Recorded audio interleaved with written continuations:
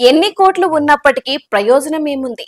జీవితంలో ఎక్కువ భాగం జైలుకే పరిమితమైతే ఇక సంపాదించింది అనుభవించడం కూడా లేని అతి దరిద్రమైన జాతకం గాలి జనార్దన్ రెడ్డిది.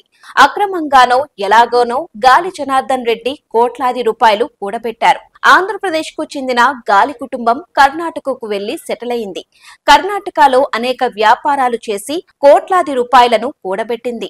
గాలి జనార్దన్ రెడ్డికి ఎన్ని కోట్ల రూపాయలు ఉన్నాయో ఆయన కుమార్తెకు చేసిన వివాహంలో చేసిన హంగు ఆర్భాటాలు చూస్తూనే అర్థమవుతుంది.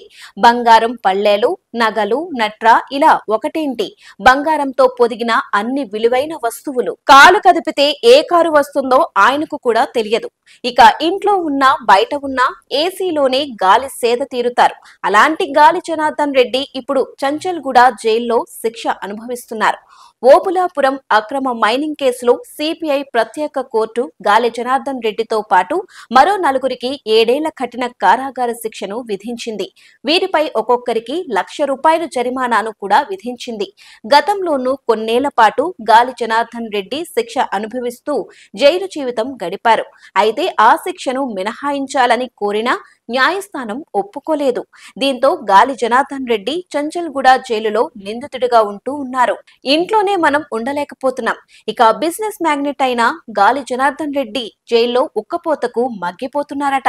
తనకు జైల్లో అదనపు సౌకర్యాలు కల్పించాలంటూ గాలి జనార్దన్ రెడ్డి పిటిషన్ వేశారు. అయితే గాలి పిటిషన్ ప్రస్తుతం రిజిస్ట్రీ పరిశీలనలో ఉంది. ఈ కేసులో విచారించి ఏ నిర్ణయం తీసుకుంటో తెలియదు గాని గాలి జనార్దన్ రెడ్డి జైలు జీవితం గడపలేకపోతున్నారని అర్థమవుతుంది. తనకు ఇంటి నుంచి భోజనంతో పాటు నిద్రించడానికి బెడ్, ఫ్యాన్ తో పాటు మరికొన్ని సౌకర్యాలు కోరుతున్నారు. పాపం చేసిన గాలికి ఈ శిక్ష సరిపోతుందన్న కామెంట్స్ వినపడుతున్నాయి. అక్రమాలకు అనుభవించాల్సిందేనంటూ కామెంట్స్ వినపడుతున్నాయి. రాజకీయాల్లో పోటీ చేసే అవకాశం కూడా లేనట్లే.